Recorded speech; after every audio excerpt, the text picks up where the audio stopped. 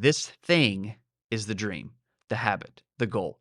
When you're at work, you think about it. When you lie awake at night, you think about what it would be like. Not all the time, but often enough. It excites you. You imagine a life where this is now complete, a life where you're living in this alternate image of yourself. You ponder, how will you feel when you achieve it? It's the what if. What if you ran the marathon? What if you started the business, created the YouTube channel, wrote the book, learned the instrument, lost the weight, earned the degree, planted a garden, started the support group, earned your builder's license? Pros of the dream phase. The dream phase is fun because you can do anything and be anyone. One of the great fun things about the dream phase is that you can think as big as you like. Imagine being a huge success at whatever you do. You can think outside the box, and it's exciting because the sky's the limit. It's a wonderland of positivity and possibility. It's those fleeting but confident thoughts where you slowly scratch your chin, look up to the left, and say, "Yeah, I could do that." When you believe you can do hard things, even for just a moment, you get a taste of a dream you might have. It's like being a kid and wanting to be an astronaut or a professional baseball player all over again. You start to tell yourself that you could do it too. You could be successful as well, and you could do it your way. Imagine how you would treat your employees if you started the business, how you would promote your channel, or what races you could enter. In other words, you envision how you would put your unique stamp on it. This is the fun phase where you can be anything and do anything, and it costs you nothing, not a cent. There's no hard work involved, no getting up early. In your mind, everything goes perfectly. It's just a happy little world and persona you've created for yourself. But therein lies the problem. It exists only in your head. Cons of the dream phase. The biggest drawback of the dream phase is that you can stay in Wonderland forever, sometimes for years or even a lifetime. Millions of people around the world never take a single step toward their dreams or big goals. Over time, Wonderland can turn into a prison they're afraid to escape. The dream can feel so vast that you may convince yourself it's meant for someone else, not for you. Like in every phase, we will discuss how fear plays a role in keeping you from going anywhere. At each phase, fear manifests itself in different ways. Tips to thrive in the dream phase. Number 1, do what you want. Pursue your goal. Pursue your dream and not someone else's dream.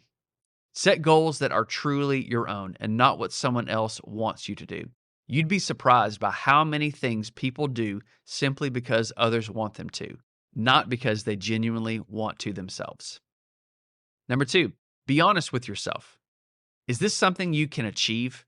Sure, your garage band has always dreamed of going on tour, but you have a family to support and a 9-to-5 job that pays the bills. I understand. You may have wanted to play in the NBA, and while you have impressive ball handling skills or sick handles, as the kids say, you're only 5'9" and weigh 140 pounds. While neither of those dreams is impossible, they are unlikely. Not being honest with yourself will only lead to disappointment and frustration for you and those closest to you. Number 3, write it down. According to Jack Flynn and his research on goal setting, only 17% of all people set personal goals. 14% made goals for themselves without writing them down, while the remaining 3% wrote theirs down. People who set goals are 10 times more likely to be successful, and those who write them down are 42% more likely to achieve them. If you make a goal and write it down, the odds are stacked in your favor, and you put yourself among the elite at setting and keeping goals. Writing it down lights a pathway and paves a runway to achieve goals. Writing it down demonstrates a bit of commitment. Write it down. Box jump. The box jump from the dream phase to the plan phase is finding the time. Time is the key. Everyone is busy. The single man with no children is busy. The married mom of 3 is busy. High school students are busy. Your retired Meemaw is busy, though it may not look like it. Everyone is busy. You will always need to find the time to work on your goal. This likely will involve a willingness to sacrifice some of the guilty pleasure time pits. Netflix, Xbox, scrolling social media, or sleeping in may be on the chopping block. To clear the box, Find a foothold. A foothold is a rock climbing term used to describe a strong and firm position. From a foothold, one can advance. For us, a foothold is a simple window of time where you can begin planning. If you can establish this foothold, then you can begin planning your next move. You can begin answering questions such as, when will I work on it? How long will I work on it? How many days a week? What equipment do I need?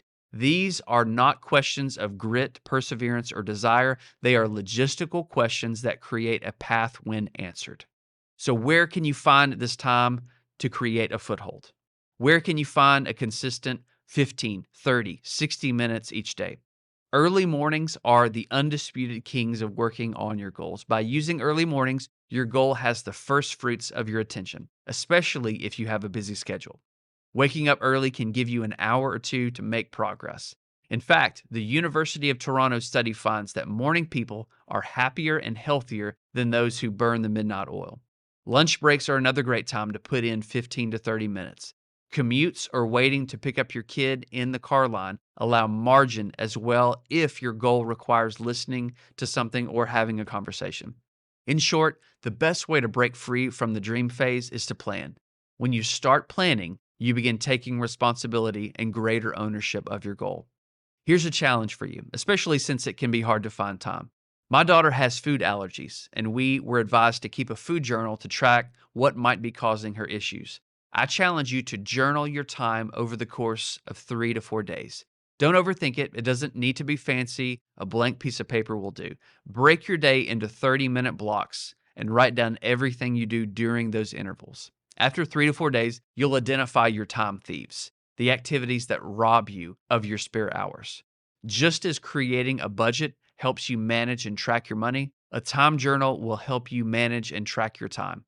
Create this foothold for your advance toward the plan phase.